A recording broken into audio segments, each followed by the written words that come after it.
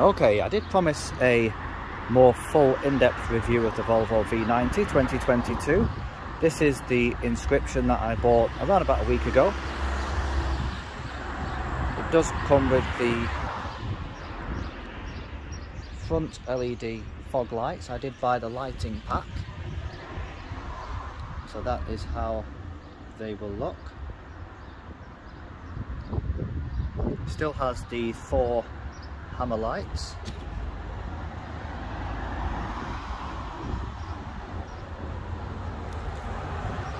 And then it has the new chrome grille. And I believe the emblem is heated, and I've not had any issues whatsoever yet with that. Apologies for the sound, I do live on a main busy road. The wheels are 19-inch 10-spoke standards.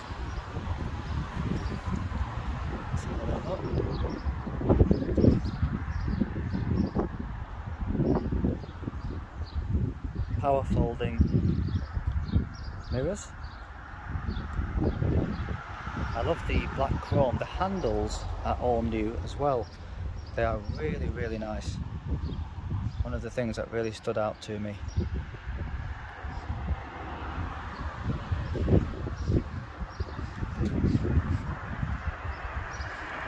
It does have sequential indicators at the rear, and all of the tailpipes have now gone. I did have the protection pack installed, which is the plate,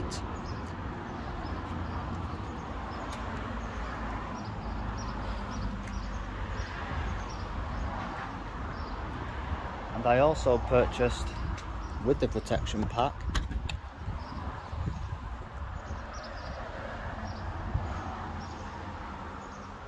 the mats. I haven't actually taken out these mats yet. This is how it came in the pack, but as you can see, it comes with the protection inside as standard, but then this one was additional, which came with the protection pack. This is also the dirt cover, which you actually have to press the studs into the sides to fit, which I don't like doing. I can't see that in there, but you actually have to press the studs into the sides because there's no press studs on this side.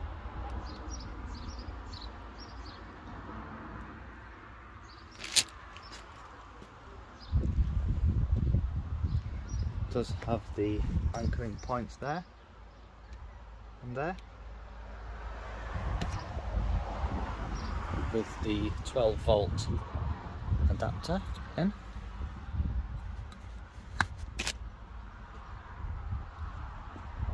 It has the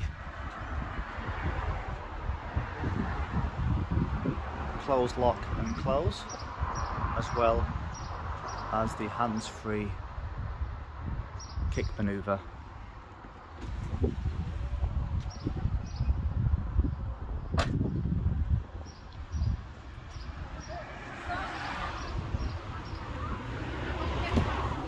Moving on to the rear.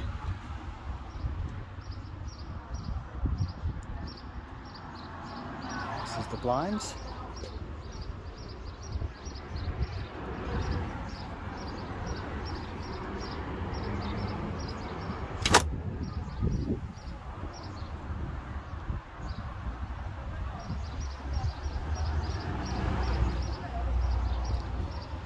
These are the kick guards, which I bought for the children.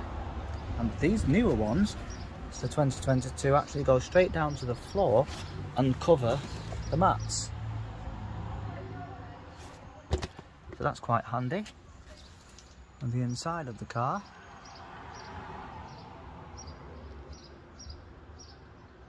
it's in blonde leather.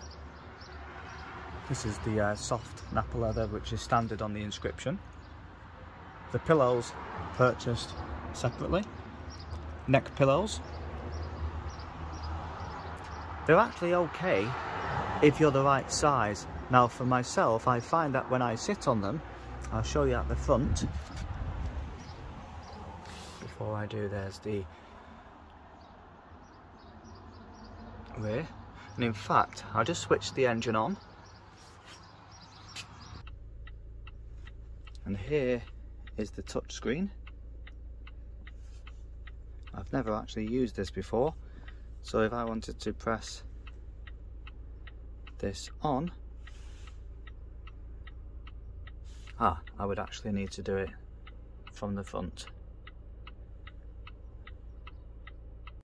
Okay, so I've just moved back into the rear of the car, and I've noticed something else for the first time, and that is, obviously it's meant to be 4-zone climate control.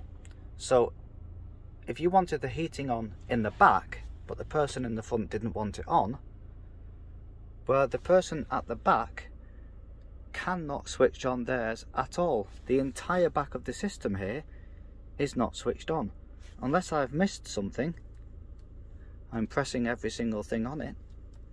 You cannot switch. So if you were sat in the back, you'd have to say to the person sat in the front, can you please put your blower on? They would say, I don't want my blower on. You would say, well, I want mine on. They would say, well, switch yours on. We have 4-zone climate control. And you can't. And in fact, I can't even put my heated seat on. There is nothing at all working in this car. I am so disappointed. I cannot stress enough how disappointed I am with the Volvo V90 2022. I feel like I took a huge step back after just forking out £50,000 on a car.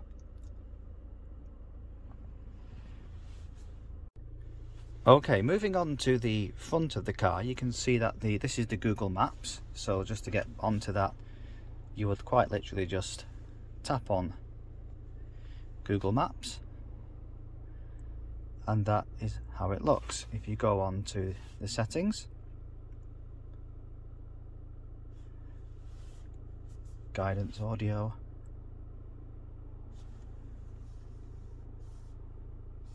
route options,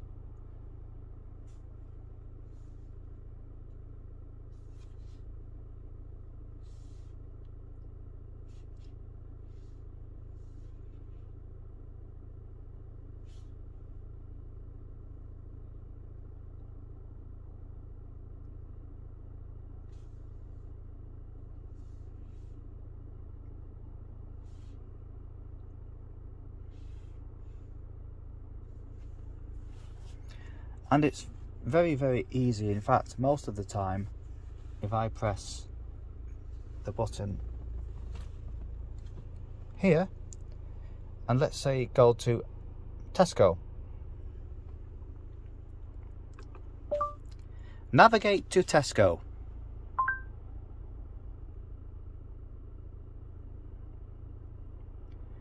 Showing results for Tesco. Very, very quick. There's a Tesco right around the corner from me. There you are. Very quick and easy. Now, Tidal. Somebody asked me for this, and so I will click.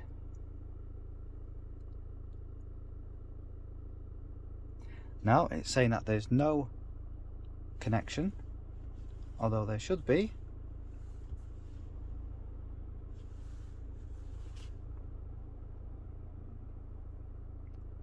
But I'm showing you as I can see it. I'm not going to edit this out, so you can see exactly what I can see.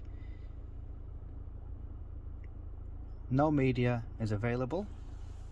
Explore. Nothing. My collection. Albums. It's saying that there's no internet connection whatsoever, even though it should be on the car. It's not saying anywhere else that there's an error.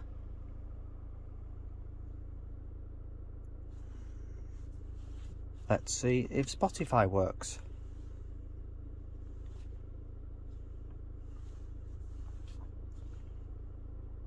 Nope. Looks as though it's totally lost all connection, even though it's meant to come with a 4-year connection to the internet. And yet here we have it, no connection at all. I live in an area where you can actually get 5G here, but definitely 4G at worst, and it looks as though up in the corner here there is nothing.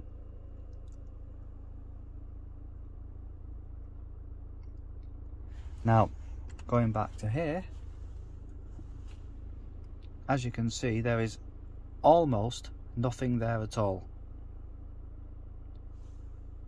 And I was very disappointed to learn that when you do go on the Play Store, there's hardly anything there.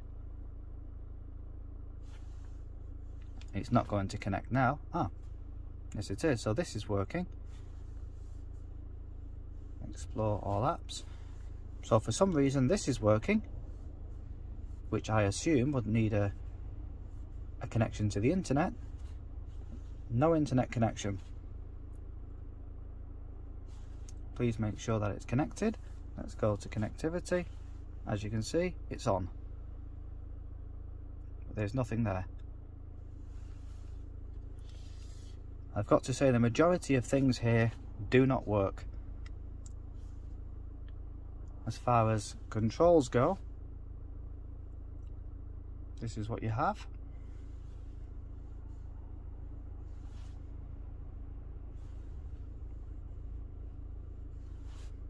I do have the heads-up display and that works very, very well. But as you can see, the lights here, interior light intensity, and that's all you have. They've taken away all of the previous functionality of the interior lights to change them colours. You actually have to turn the wireless phone charger on, which is actually just there. That does work. My son's put it on there. He said that the charging is still relatively slow, but at least it does actually work. Driving dynamics. Now another thing that I found that you can't turn on or off that you could do in the previous cars was the start stop. I don't like the start stop, and yet there is nothing on here. That is all you get. Nothing else at all. Also, if you noticed, there is no option to change the driving modes of the car, even though you have the adaptive air suspension, which you can see is listed there. There are not a single driving dynamic you can change. Nothing else. Why have a system that's been in there since the very beginning and then totally remove it? Another thing which I found, as you can see, I do have the Bowers & Wilkins sound system. That was a £3,000 add-on. Apologies if it keeps going off focus. But to simply EQ your music, all that you have is treble-based subwoofer. All of the EQ functions have also been removed. No matter which one you go on, there is nothing else at all on there to how to set your own EQ, which is absolutely shocking. The only thing you can choose is studio, stage, and as you can see, just so still no EQ. Room, still no EQ. You cannot change, you cannot EQ your £3,000 add-on for your sound system. And there seems to be one thing after the next where it's just been totally removed from the car. Okay, we've just done another test. I brought my son out so we can test this. Now, I've just switched on the AC in the front, but this is a 4-zone climate control with rear heated seats. Now, if we just move into the back, I hope I can do this with this camera, you'll see that the system is on. So that's fine. And yet, the second that I turn off, oh, sorry about this. The second that I turn off the blower in the front, you can now no longer access your heated seats or your blower in the back. You cannot turn it on from the back. Can you just demonstrate that, Paul, by pressing any button? Nothing at all, until the person at the front has to have their blower on, and then it all comes on. And can you test the blowers on the back now? Yep, all works. And as soon as I turn my blower off at the front, bam, the whole thing goes off. That does not make any sense at all. Another change, I'm not sure if you can pick this up here, is it used to be a button at the top to open and close the sunroof. Now it's a slidey thing with your finger. So you do this and it closes.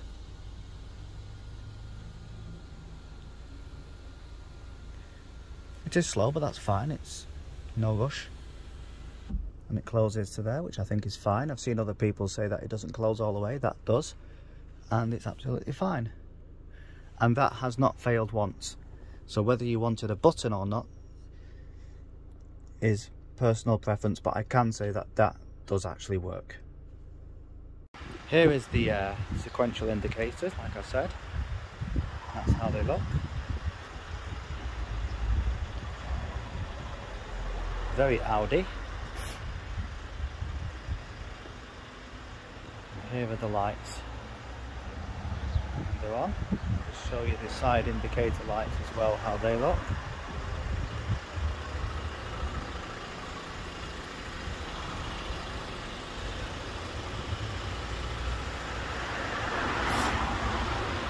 From the front,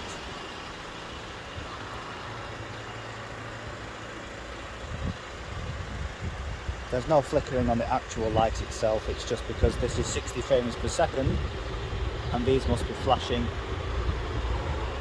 at a different rate.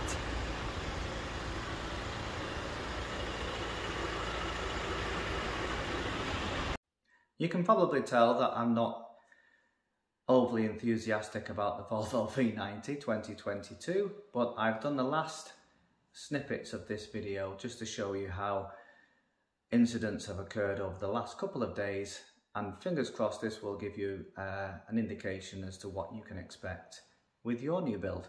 Thank you. Just driving along again. This is the next trip that we've done, just coming back, and it's gone off again.